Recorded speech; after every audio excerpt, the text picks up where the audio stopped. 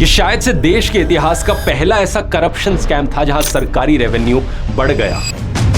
करोड़ों रुपए के मनी ट्रेल को साबित करने के लिए सीबीआई ने पेंसिल से लिखे लूज कागज के सबूत बनाए।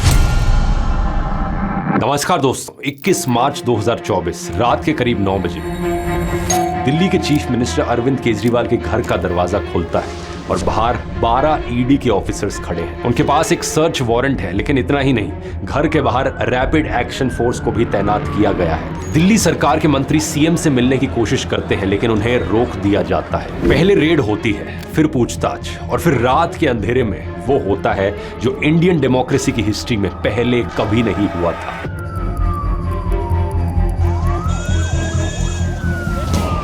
एक सिटिंग चीफ मिनिस्टर को गिरफ्तार कर लिया जाता है। The sitting chief minister of Delhi, Mr. Arvind Kejriwal, has been arrested. अगले 10 दिन ईडी कस्टडी, उसके बाद तिहाड़ जेल। ये सब हुआ एक लिकर पॉलिसी की वजह से।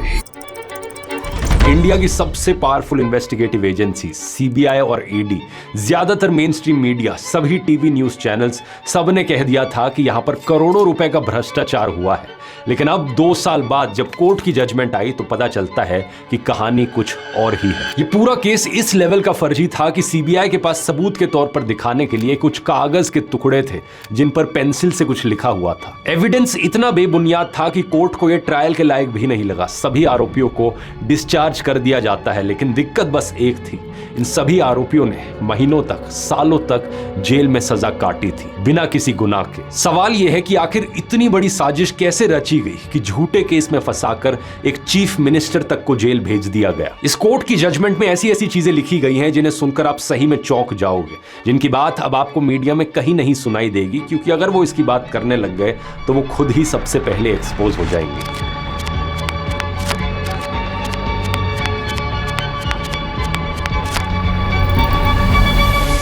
ये कहानी असलियत में शुरू होती है 11 फरवरी 2020 को, जब पहली खतरे की घंटी बजी थी।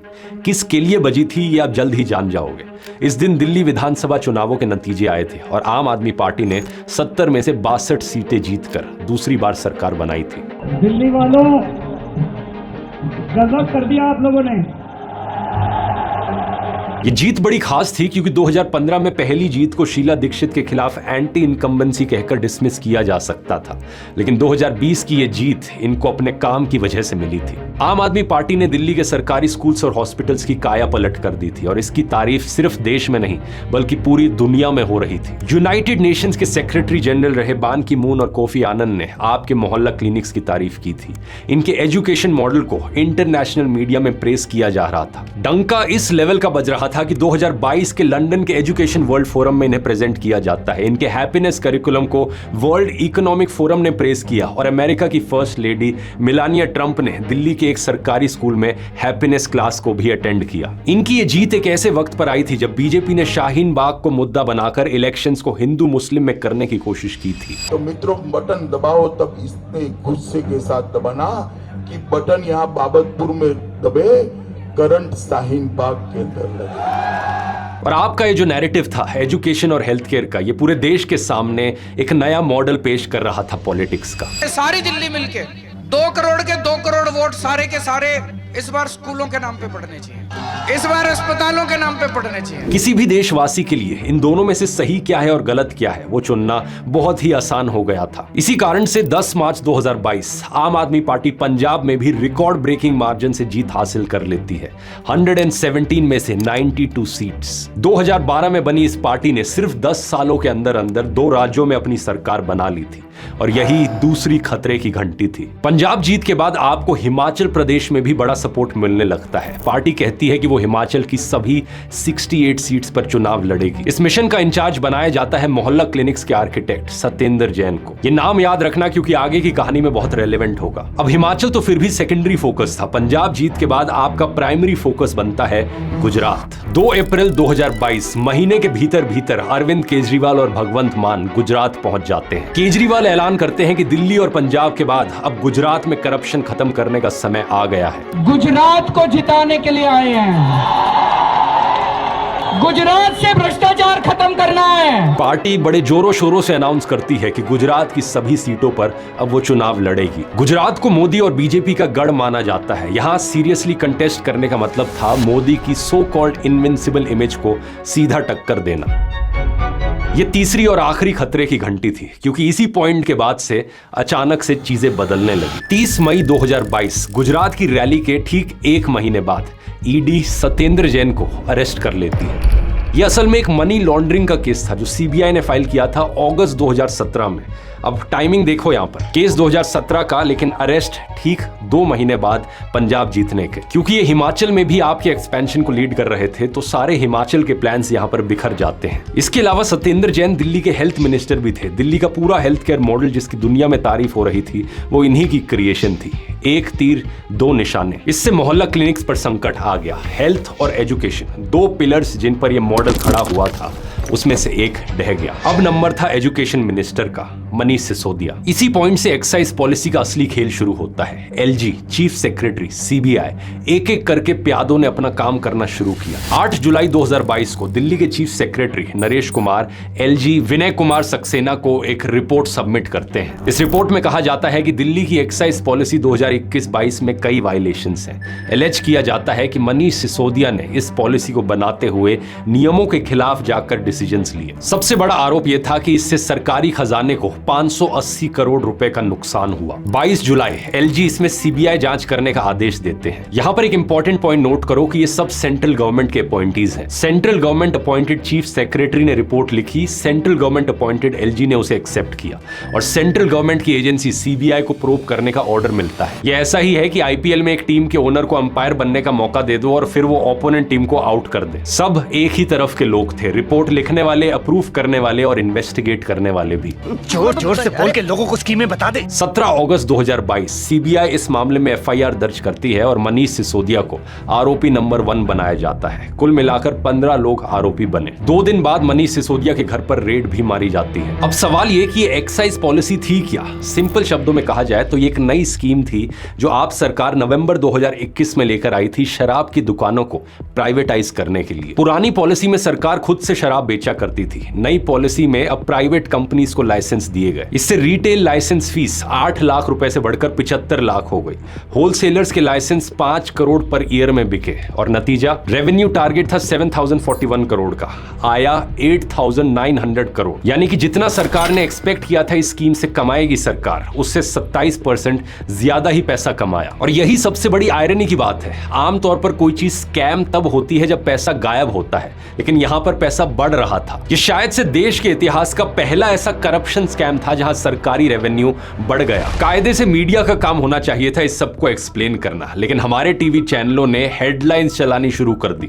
लिकर गेट, शराब घोटाला। न्यूज चैनल्स कहने लगे कि अगर स्कैम नहीं है तो सीबीआई इन्वेस्टिगेट क्यों कर रही है? सीबीआई बार-बार हम लगातार ये बता रहे हैं कि दस्तावेजों के आधार पर कार्रवाई करती है। मतलब इस चीज का लॉजिक देखो, पहले इन्वेस्टिगेट करो और फिर कहो अगर इन्वेस्टिगेट हो रहे हो तो जरूर गिल्टी होगे। ये तो ऐसा ही हो गया, पुलिस आपको अरेस्ट कर लिया और फिर कहे अगर तुम इनोसेंट हो तो अरेस्ट क्यों होते हो। सबसे बड़ी गलती लोग यही करते हैं कि जो मीडिया ने कहा उसे बिना सोचे समझे मान लिया। खुद से चीजों को गहराई से समझने की कोशिश नहीं करेंगे, बस ऊपर ऊपर से जो सरफेस लेवल इंफॉर्मेशन बताई जा रही है उसे सच मान लेंगे। लेकिन इंटरेस्टिंग बात यह है कि टेक्नोलॉजी के मामले में भी ज्यादातर लोग एग्जैक्टली यही गलती करते हैं, सरफेस पर रुक जाते हैं। चैट जीपीटी ओपन किया, 2-3 सवाल पूछे, कुछ जेनेरिक से आंसर्स आ गए और बस सोच लिया कि एआई इतना ही है। यह ऐसा ही है कि मान लो आपको कोई बीमारी है और आप गूगल पर सिम्टम सर्च करते हो और सोच लेते हो कि अब डॉक्टर की कोई जरूरत नहीं। लेकिन सरफेस और डेप्थ में जमीन आसमान का अंतर है। जिन लोगों ने एआई मास्टर क्लास को अटेंड किया, आज वो बिना एक लाइन का कोड लिखे पूरी की पूरी वर्किंग वेबसाइट्स बना रहे हैं। कोई 10 मिनट में डिटेल्ड रिसर्च रिपोर्ट्स निकाल रहा है तो कोई प्रोफेशनल प्रेजेंटेशंस बना रहा है। ऐसे काम जिनमें नॉर्मली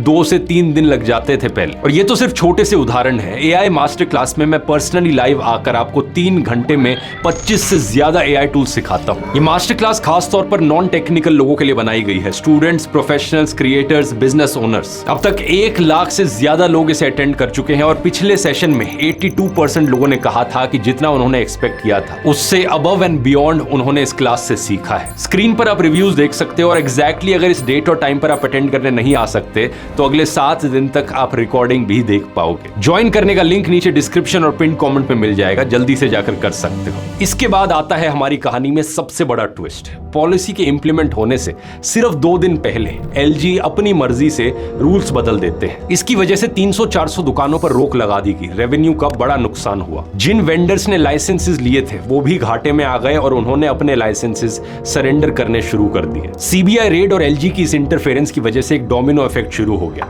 प्राइवेट कंपनीज पर प्रेशर पड़ने लगा और आखिरकार 1 सितंबर 2022 को आम आदमी पार्टी की सरकार खुद ही इस पॉलिसी को वापस ले लेती है। इससे मीडिया को एक और बहाना मिल जाता है, अगर पॉलिसी में कुछ गलत नहीं था तो वापस क्यों ली? जवाब बड़ा ऑब्वियस था, पॉलिसी इसलिए वापस ली क्योंकि एलजी और सीबीआई ने मिलकर इसे चलाना इम्पॉसिबल बना दिया था। लेकिन जनता तक ये बात कम्युनिकेट कौन करेगा? साल के बीच में ये पॉलिसी हटाने के बावजूद उस साल दिल्ली सरकार का एक्साइज रेवेन्यू किसी भी साल में सबसे ज्यादा होता है। इस एक्स्ट्रा रेवेन्यू को एजुकेशन और हेल्थ केयर पर खर्च करके और भी बड़ी रेवोल्यूशन लाई जा सकती थी, लेकिन ऐसा करने का मतलब था कि साहिब अपने पैर पर ही कुल्हाड़ी मारते। इसीलिए इसके बाद एक एक करके अरेस्ट होने शुरू हुए। 27 सितंबर 2022 सीबीआई विजय नायर को अरेस्ट करती है। विजय नायर आपके कम्युनिकेशंस हेड थे। एक बार फिर से पार्टी के गुजरात में इलेक्शंस लड़ने के लिए कम्युनिकेशंस हेड एक बहुत ही क्रिटिकल फिगर था। कहते हैं राजा की जान तोते में होती है, गुजरात मोदी के लिए वो तोता था। इन सब अरेस्ट के बावजूद अगले महीने जब गुजरात में इलेक्शंस होती हैं तो आम आदमी पार्टी को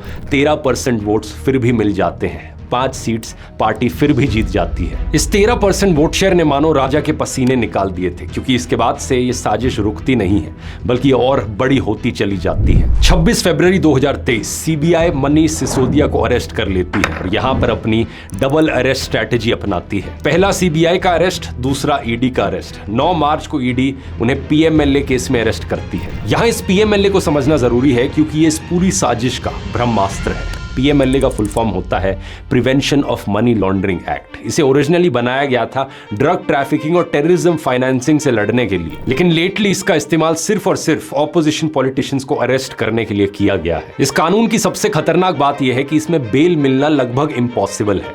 नॉर्मल क्रिमिनल लॉ की प्रिंसिपल है कि इनोसेंट अंटिल प्रूवन गिल्टी, लेकिन पीएमएलए में यह उलट जाता है। इसका सेक्शन 45 कहता है कि बेल तभी मिलेगी जब जज सेटिस्फाइड हो कि अक्यूज्ड गिल्टी नहीं है। यहां का पैटर्न बड़ा क्लियर था। पहले करप्शन केस में सीबीआई से अरेस्ट करवाओ और उसमें बेल मिलने से पहले ही पीएमएलए केस में ईडी से अरेस्ट करवा लो। लेकिन इस सब के बावजूद राजा साहब के लिए दिक्कत यहां पर यह हो रही थी कि इतने अरेस्ट के बाद भी कोई यहां पर पलट नहीं रहा था।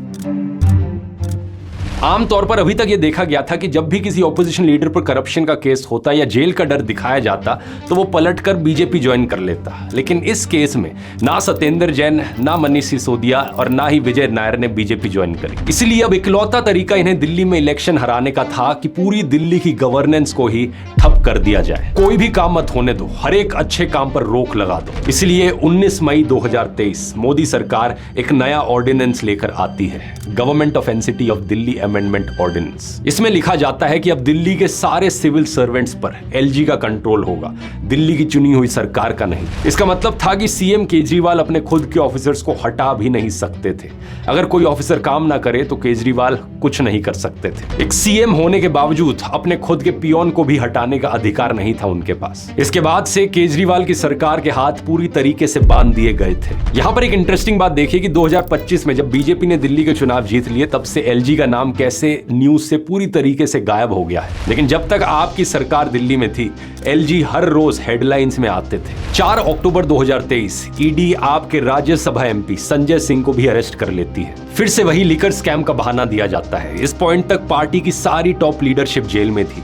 शायद देश के इतिहास में आज तक कभी नहीं हुआ था कि किसी भी पॉलिटिकल पार्टी की सारी टॉप लीडरशिप जेल में हो। यहां भी वही सेम लिकर स्कैम का बहाना दिया जाता है, बस सीएम खुद बचे थे और 21 मार्च 2024 को वो कसर भी पूरी हो जाती है। Arvind Kejriwal arrested by the Enforcement Directorate in connection with the alleged liquor scam case. ED Arvind Kejriwal को शराब घोटाले का किंग पिन कहकर अरेस्ट कर लेती है। यह अरेस्ट लोकसभा इलेक्शन से ठीक 2 महीने पहले होता है। अगर आपको याद हो दोस्तों, इस पर मैंने तब भी वीडियो बनाया था, तब भी बताया था कि ये केस कितना फर्जी है। इस बात को एक बच्चा भी समझ सकता है। 13 सितंबर 2024 सुप्रीम कोर्ट ने केजरीवाल को फाइनली बेल दी, लेकिन कंडीशंस लगाई कि केजरीवाल ऑफिस नहीं जा सकते, फाइलें साइन नहीं कर सकते और ऑफिशियल डिसीजंस नहीं ले सकते। ये दिल्ली की गवर्नेंस के लिए फाइनल ब्लो थी। पहले एलजी, फिर मोदी की ऑर्डिनेंस और अब ये सुप्रीम कोर्ट की कंडीशंस। चीफ मिनिस्टर की पोजीशन अब सही मायनों में सिर्फ नाम की रह गई थी। 100% पावर्स को अब छीना जा चुका था। इसलिए 17 सितंबर 2024 अरविंद केजरीवाल चीफ मिनिस्टर की पोजीशन से रिजाइन कर देते हैं। कहते हैं, और जब तक जनता अपना फैसला ना सुना दे कि केजरीवाल ईमानदार है, तब तक मैं सीएम की कुर्सी के ऊपर नहीं बैठूंगा। इस वक्त तक दिल्ली की आने वाली इलेक्शंस में सिर्फ 4 महीने रह गए थे। इन 4 महीनों में उनकी पार्टी के लोगों को रिजाइन करके बीजेपी ज्वाइन करने के लिए प्रेशराइज किया जाता है। कम से कम 13 सिटिंग एमएलएस, 3 फॉर्मर एमएलएस और 10 से ज्यादा काउंसलर्स बीजेपी को ज्वाइन करते हैं। इस बार बीजेपी की पूरी कैंपेन इसी शराब घोटाले पर आधारित होती है। हर होर्डिंग पर, हर टीवी एड में, हर रैली में इसी एलिजिड स्कैम का इस्तेमाल किया जाता है। दूसरी तरफ आम आदमी पार्टी के पास कोई काम नहीं था दिखाने को, क्योंकि पिछले 3 सालों से उनकी टॉप लीडरशिप जेल में बंद थी। बची कुछ कसर जीएनसीटीडी एक्ट ने पूरी कर दी थी, चुनी गई सरकार से सारी पावर्स छीनकर। 8 फरवरी 2025 दिल्ली विधानसभा चुनावों के नतीजे आते हैं। बीजेपी को 48 सीटें मिलती हैं और आपको सिर्फ 22। कुछ इस तरीके से 27 साल बाद दिल्ली में बीजेपी पावर में आ जाती है। लेकिन इसके बावजूद बीजेपी और आपके वोट शेयर में सिर्फ 2% का अंतर था। बीजेपी को मिले 45.81% वोट्स और आपको 43.55%। ये अपने आप में एक चमत्कार था कि सालों की नेगेटिव मीडिया कवरेज के बाद, पूरी टॉप लीडरशिप को जेल भेजने के बावजूद, सारी गवर्नेंस खत्म करने के बावजूद वोट शेयर डिफरेंस सिर्फ 2% का था। 2022 में जिस प्लान की शुरुआत हुई थी वो अब पूरा हो चुका था और इसी से ही मिलता है दिल्ली वालों को एक नया तोहफा, एक नई चीफ मिनिस्टर रेखा गुप्ता। अब जब तक 70 साल से वो कर रहे थे ईवीएम हैक तो कुछ नहीं हो रहा था, हमने कर लिया तो बुरा लग गया। ये सही है मामला। मुझे नहीं पता, ये जहाँ फाइल पे कहते हैं आप उठा लगा दो, मैं वहीं लगा दूं। अब ये जाने और तुम जानो। और AQI एक ऐसा आपका टेम्परेचर है, आपको जो किसी भी इंस्ट्रूमेंट से पता चलता है। यहां से हम फास्ट फॉरवर्ड करते हैं ठीक 1 साल बाद, 27 फरवरी 2026 कोर्ट इस मामले में अपना फैसला सुनाता है।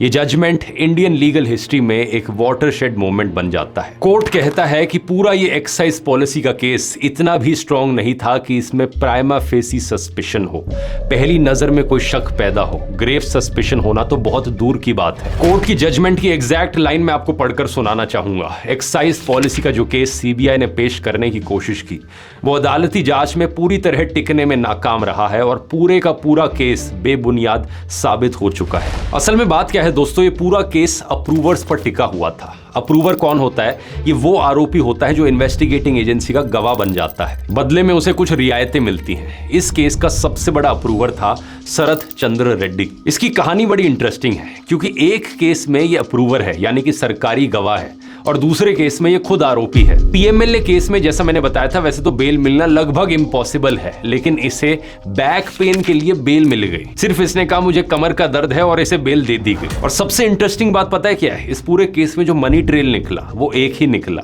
आम आदमी पार्टी की तरफ नहीं बल्कि बीजेपी की तरफ। इस शरत चंद्र रेड्डी ने इलेक्टोरल बॉन्ड्स के जरिए बीजेपी को पैसे डोनेट किए थे। इसकी कंपनी ऑरबिंदो फार्मा ने 5 करोड़ रुपए इसकी अरेस्ट के 5 दिन बाद दिए और 25 करोड़ रुपए इसके इस केस में अप्रूवर बनने के 2 महीने बाद दिए। आप क्रोनोलॉजी समझ लीजिए।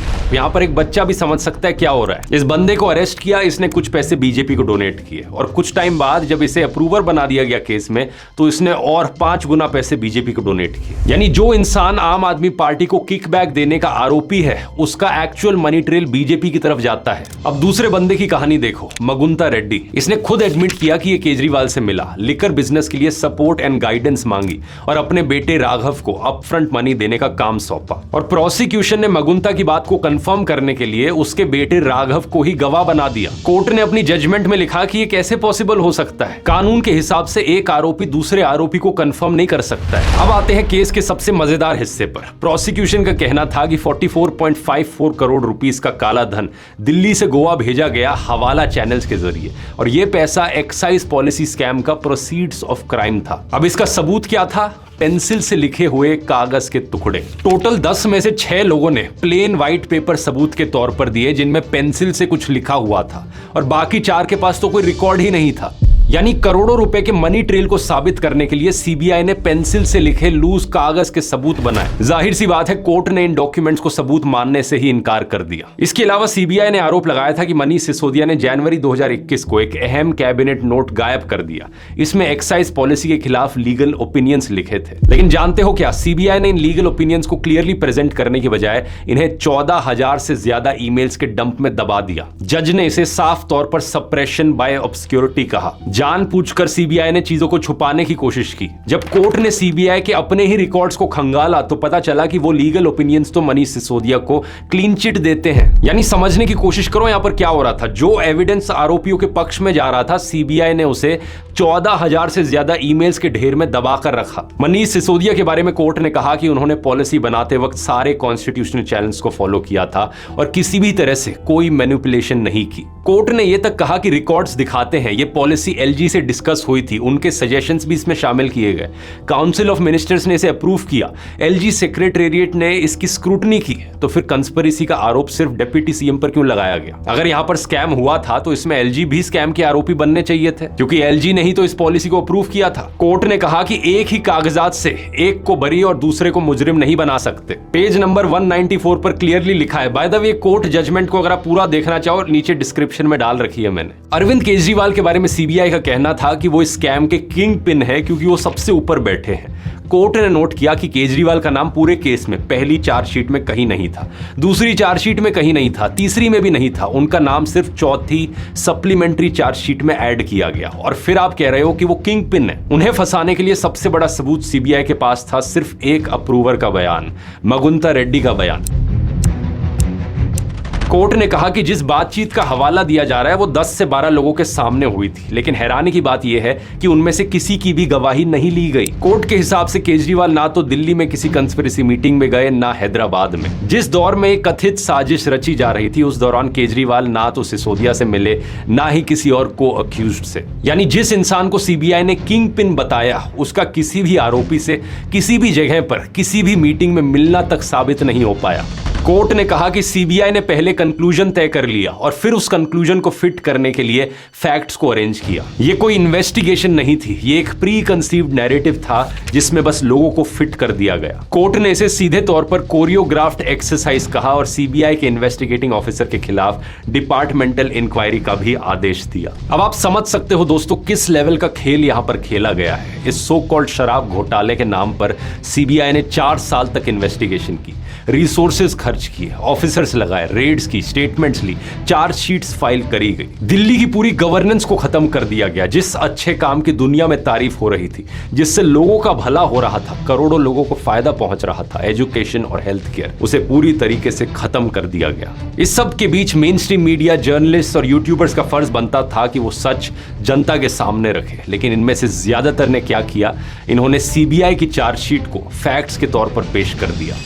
Evidence there, so they suggest phone records and statements coming in along with money trail, and that money has exchanged many hands. जबकि सच बात यह है दोस्तों कि इन इन्वेस्टिगेटिव एजेंसीज की चार्जशीट्स में जो लिखा गया है उसका सच से दूर दूर तक कुछ लेना नहीं है। ये जो चाहे वो लिख सकते हैं अपने चार्जशीट में, चाहे तो एक कल्प को लिख दें कि सूरज दक्षिण से निकलता है, लेकिन जब तक ये चीजें कोर्ट में साबित नहीं होंगी तब तक ये सिर्फ और सिर्फ एजेंसी का ओपिनियन रहेगा। ये चीज आपको भी यहाँ एज अ व्यूअर समझनी होगी दोस्तों। जब भी ये मीडिया वाले कोई मीडिया ट्रायल करते हैं ये हमेशा इन चार्जशीट्स पर रिलाई करते हैं। एनडीटीवी के साथ भी एग्जैक्टली यही हुआ था। एजेंसीज ने सालों तक केसेस चलाए, रेड्स की, रॉयस को हर तरफ से घेरा, हर जगह मीडिया वालों ने खबरें चलाई कि यहां पर करोड़ों रुपए का घोटाला किया है प्रणॉय रॉय ने। लेकिन जब चैनल अडानी को बिक गया, बाद में सीबीआई ने खुद ही क्लोजर रिपोर्ट फाइल करके कहा कि कोई क्रिमिनल कंस्पिरेसी नहीं मिली। एक सत्ता का भूखा राजा अपनी सत्ता को बचाने के लिए किस कदर नीचे गिर सकता है, ये 2 केसेस उसके सबसे बढ़िया उदाहरण है। और कहानी यहां खत्म नहीं होती। जो जो इंसान इस अनपढ़ राजा के सामने एक बेसिक स्पाइन दिखाता है,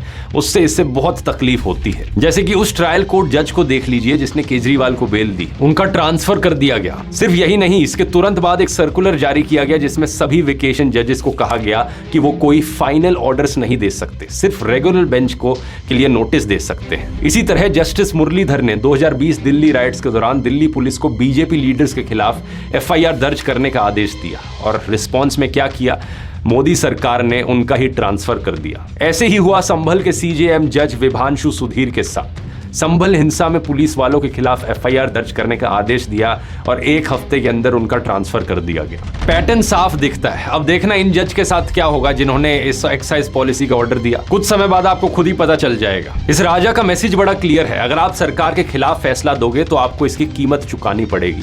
और ये सिर्फ जजेस की बात नहीं है, ये हर वो ऑफिसर, हर वो ब्यूरोक्रेट जो हिम्मत दिखाता है उसका ये ट्रांसफर कर देते हैं उठाकर। इस फैसले के बाद अरविंद केजरीवाल कोर्ट से बाहर आकर मीडिया से बात करते हुए रो पड़े। उन्होंने कहा, मोदी जी और अमित शाह ने मिलकर इंडिपेंडेंट इंडिया की सबसे बड़ी कंस्पिरेसी रची। मोदी जी ने और अमित शाह जी ने मिलके आजाद भारत का सबसे बड़ा राजनीतिक षड्यंत्र रचा। आम आदमी पार्टी को खत्म करने के लिए आम आदमी पार्टी के सबसे बड़े 5 नेताओं को जेल में डाल दिया गया। यहाँ तक कि सिटिंग चीफ मिनिस्टर, जो आज तक भारत के इतिहास में कभी नहीं हुआ, सिटिंग चीफ मिनिस्टर को उसके घर से घसीटकर जेल में डाला गया और 6 महीने तक जेल में रखा गया। ये सिर्फ दिल्ली या आम आदमी पार्टी की कहानी नहीं है दोस्तों, ये एक टेम्पलेट है। पहले एजेंसीज भेजो, फिर मीडिया ट्रायल करो, फिर साल दर साल जेल में सड़ाओ। जब तक कोर्ट फैसला दे तब तक इलेक्शन निकल चुका हो, सरकार जा चुकी हो और चैनल बिक चुका हो। कोर्ट ने सारा ब्लेम उस सीबीआई इन्वेस्टिगेटिंग ऑफिसर पर डाला है जिसने इस पूरे केस को लीड किया। लेकिन सवाल यह है कि क्या उसने ये सब अपनी मर्जी से किया? क्या किसी भी एक ऑफिसर में इतनी हिम्मत है कि वो एक सिटिंग चीफ मिनिस्टर को एक झूठे केस में अरेस्ट करवा ले और पीछे ही पड़ जाए? बिल्कुल नहीं। इसलिए ये कहानी दोस्तों दिल्ली या आम आदमी पार्टी की नहीं है। ये कहानी है एक ऐसे राजा की जो सत्ता की भूख में इतना अंधा हो गया कि उसने अपनी सत्ता को बचाने के लिए करोड़ों लोगों की जिंदगियां तबाह करना चुना। और ये अभी खत्म नहीं हुई है। हाई कोर्ट ने लोअर कोर्ट के जज के रिमार्क्स पर स्टे भी लगा दिया है। लेकिन इस पूरी कहानी से हमें एक बहुत बड़ी सीख मिलती है। तानाशाही के खिलाफ खड़े होने के लिए, इस देश में सही मायनों में कुछ बदलाव लाने के लिए बस एक इंसान चाहिए होता है जिसकी रीढ़ की हड्डी सीधी हो, सिर्फ एक। ये वीडियो उन सभी लोगों के लिए सल्यूट है जो इस सिस्टम में रहकर भी हिम्मत दिखाते हैं। हर वो ऑफिसर जो प्रेशर के बावजूद सही काम करता है, हर वो जज जो अपनी पोस्ट से ज्यादा देश को प्यार करता है। ये कहने में आसान लगता है लेकिन ऐसी बहादुरी की अक्सर कीमत चुकानी पड़ती है, ट्रांसफर, डिमोशन या फिर किसी और तरीके से मार्जिनलाइज होना। लेकिन एक बात पक्की है, जिस दिन सिस्टम के अंदर मेजॉरिटी लोग इस तरीके से हमेशा सही का साथ देने लग गए, उस दिन ये देश अपने आप डेवलप हो जाएगा, उस दिन देश अपने आप ऊपर जाएगा। बहुत बहुत धन्यवाद। जय हिंद। AI मास्टर क्लास को ज्वाइन करना मत भूलना, लिमिटेड टाइम है, यहां क्लिक करके भी आप कर सकते हो। और यहां क्लिक करके वो वाला वीडियो देखो जब केजरीवाल को अरेस्ट किया गया था, तब मैंने क्या कहा था, वो बातें अब कितनी सच साबित हुई हैं।